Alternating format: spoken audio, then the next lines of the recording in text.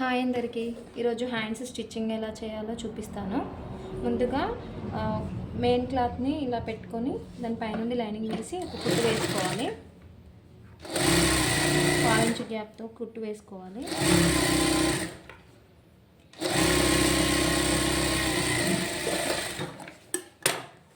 ఇలా హ్యాండ్ని ఇలా తిప్పేసి లైనింగ్ క్లాత్ పైన నుండి అనుగుడు కుట్టు అనేది వేసుకోవాలి.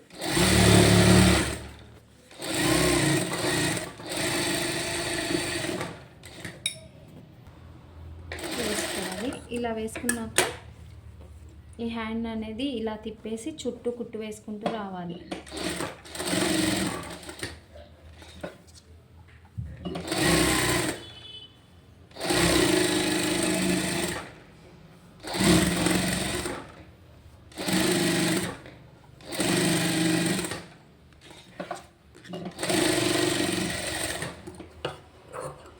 ఎక్స్ట్రా క్లాత్ అనేది కట్ చేసుకోవాలండి.